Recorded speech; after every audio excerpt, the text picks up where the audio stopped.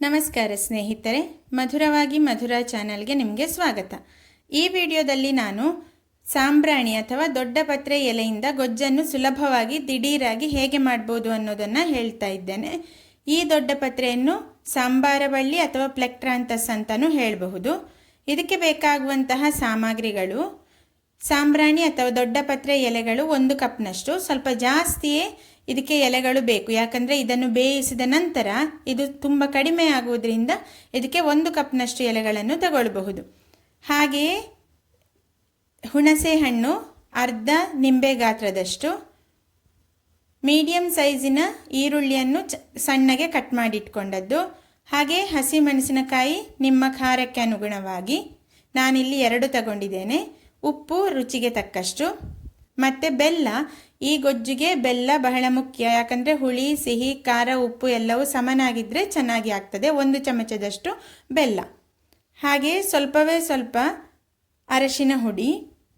ಮತ್ತು ಇದಕ್ಕೆ ಒಗ್ಗರಣೆಗೆ ಬೇಕಾಗುವಂತಹ ಸಾಮಗ್ರಿಗಳು: 1 ಟೇಬಲ್ ಸ್ಪೂನ್ನಷ್ಟು ತೆಂಗಿನ ಎಣ್ಣೆ ಅಥವಾ ಕೊಬ್ಬರಿ ಎಣ್ಣೆ, ಉದ್ದಿನಬೇಳೆ ಅರ್ಧ ಚಮಚ, ಒಣಗಿದಂತಹ ಮೆಣಸಿನಕಾಯಿ 1, ಮತ್ತು ಸ್ವಲ್ಪ ಕರಿಬೇವಿನ ಎಲೆಗಳು, ಹಾಗೆಯೇ ಸಾಸಿವೆ.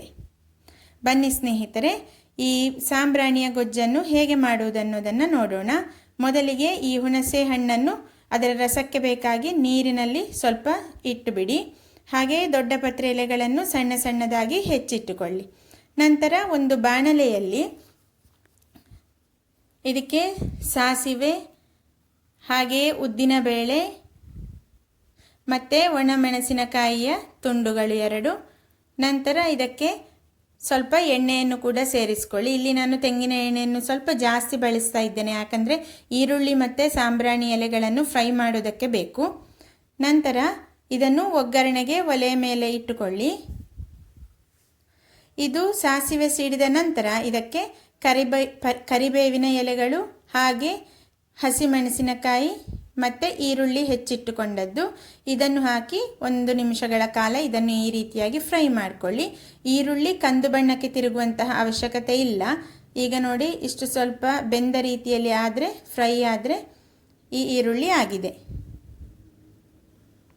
ನಂತರ ಇದಕ್ಕೆ ಸ್ವಲ್ಪವೇ ಸ್ವಲ್ಪ ಅರಶಿನ ಪುಡಿಯನ್ನು ಹಾಕಿ ಇನ್ನೊಮ್ಮೆ ಕೈಯಾಡಿಸಿಕೊಳ್ಳಿ. ಇದು ಅರಸಿನ ಪುಡಿ ಕೂಡ ಫ್ರೈ ಆದರೆ ಚೆನ್ನಾಗಿ ಸ್ಮೆಲ್ ಕೂಡ ಬರ್ತದೆ. ನಂತರ ಇದಕ್ಕೆ ಈಗಾಗಲೇ ಕ್ಲೀನ್ ಮಾಡಿ ಕಟ್ ಮಾಡಿ ಇಟ್ಕೊಂಡಂತಹ ಸಾಂಬ್ರಾಣಿ ಎಲೆಗಳನ್ನು ಕೂಡ ಈ ರೀತಿಯಾಗಿ ಸೇರಿಸ್ಕೊಳ್ಳಿ. ನೀರು ಹಾಕುವ ಮೊದಲೇ ಇದನ್ನು ಈ ರೀತಿಯಾಗಿ ಫ್ರೈ ಮಾಡಿ 1 ರಿಂದ 2 ನಿಮಿಷಗಳ ಕಾಲ ಮಾಡ್ಕೊಳ್ಳಿ. ಆದ್ದರಿಂದ ನಮಗೆ ಈ ಗೊಜ್ಜು ಚೆನ್ನಾಗಿ ಕೂಡ ಆಗ್ತದೆ. ಈ ರೀತಿಯಾಗಿ ಚೆನ್ನಾಗಿ ಮಿಕ್ಸ್ ಮಾಡಿ ಸಾಂಬ್ರಾಣಿ ಎಲೆಗಳು ಕೂಡ ಫ್ರೈ ಆದ ನಂತರ ನಾವೀಗಾಗಲೇ ನೀರಿನಲ್ಲಿ ನೆನೆಸಿಟ್ಟುಕೊಂಡಂತಹ ಹುಣಸೆ ರಸವನ್ನು ಇದಕ್ಕೆ ಹಾಕಿಕೊಡಬೇಕು.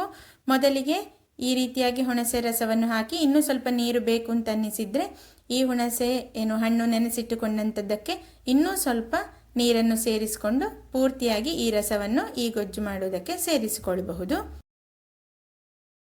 ಈಗ ಇದಕ್ಕೆ ರುಚಿಗೆ ತಕ್ಕಷ್ಟು ಉಪ್ಪನ್ನು ಸೇರಿಸಿಕೊಂಡು, ಈಗಲೇ ನಾವು ತೆಗೆದಿಟ್ಕೊಂಡಂತಹ 1 ಚಮಚ ಬೆಲ್ಲವನ್ನು ಕೂಡ ಸೇರಿಸಿಕೊಂಡು ಇದನ್ನು ಚೆನ್ನಾಗಿ ಒಮ್ಮೆ ಮಿಕ್ಸ್ ಮಾಡಿಕೊಳ್ಳಿ. ನಂತರ ಈ ರೀತಿಯಾಗಿ ಮುಚ್ಚಳವನ್ನು ಮುಚ್ಚಿ ಇದನ್ನು 3 ರಿಂದ 4 ನಿಮಿಷಗಳ ಕಾಲ ಮಧ್ಯಮ ಉರಿಯಲ್ಲಿ ಬೇಯಿಸಿದರೆ, ಈಗ ನೀವು ನೋಡ್ತಾ ಇರುವ ಹಾಗೆ ಚೆನ್ನಾಗಿ ಬೆಂದಂತಹ ಸಾಂಬ್ರಾಣಿ ಎಲೆಗಳು ಕೂಡ ಕಾಣ್ತಾ ಇದೆ. ಈ ಗೊಜ್ಜು ತಯಾರಾಗಿದೆ. ಇದು ಇಷ್ಟು ಇದರಲ್ಲಿ ರಸ ಇದ್ದರೆ ಸಾಕು. ತುಂಬ ರಸಂ ಥರ ಮಾಡೋದಿದ್ರೆ ಅಥವಾ ಸಾರಿನ ರೀತಿಯಲ್ಲಿ ಮಾಡೋದಿದ್ರೆ ತುಂಬ ರಸ ಬೇಕಾಗ್ತದೆ. ಆಗ ನಾನು ಹೇಳಿದಂತಹ ಈ ಸಾಮಗ್ರಿಗಳು ಇದಕ್ಕಿಂತ ಹೆಚ್ಚು ಬೇಕಾಗ್ತದೆ. ನಾನು ಈ ರೀತಿಯಲ್ಲಿ ಮಾಡುವಂಥದ್ದು. ಈಗ ರುಚಿಯಾದಂತಹ ಸಾಂಬ್ರಾಣಿ ಗೊಜ್ಜು ತಯಾರಾಗಿದೆ ಸ್ನೇಹಿತರೆ. ಇದನ್ನು ಅನ್ನದೊಂದಿಗೆ ಕೂಡ ಸೇರಿಸಿಕೊಂಡು ಊಟ ಮಾಡಬಹುದು, ಅಥವಾ ಬಾಯಿ ರುಚಿ ಇಲ್ಲದೇ ಇದ್ದಾಗ, ಉದಾಹರಣೆಗೆ ಜ್ವರ, ಶೀತ, ಕಫ ಇದ್ದಾಗ ಇದು ಸ್ವಲ್ಪ ಖಾರ ಖಾರ ಹುಳಿ ಹುಳಿಯಾಗಿ ಇದು ಬಹಳ ಚೆನ್ನಾಗಿರ್ತದೆ. ಹಾಗೆಯೇ ಈ ರೆಸಿಪಿ ನಿಮಗೆ ಇಷ್ಟವಾದರೆ ಈ ವಿಡಿಯೋವನ್ನು ನೀವು ಲೈಕ್ ಮಾಡಿ ನನಗೆ ತಿಳಿಸಬಹುದು. ಹಾಗೆಯೇ ಹೊಸ ಹೊಸ ವಿಡಿಯೋಗಳನ್ನು ನೋಡುವುದಕ್ಕಾಗಿ, ನೋಟಿಫಿಕೇಷನ್ ಪಡೆಯುವುದಕ್ಕಾಗಿ ನೀವು ಸಬ್ಸ್ಕ್ರೈಬ್ ಮಾಡದೇ ಇದ್ದರೆ ನನ್ನ ಚಾನಲ್ಗೆ ಸಬ್ಸ್ಕ್ರೈಬ್ ಕೂಡ ಮಾಡಬಹುದು ಸ್ನೇಹಿತರೆ. Thank you.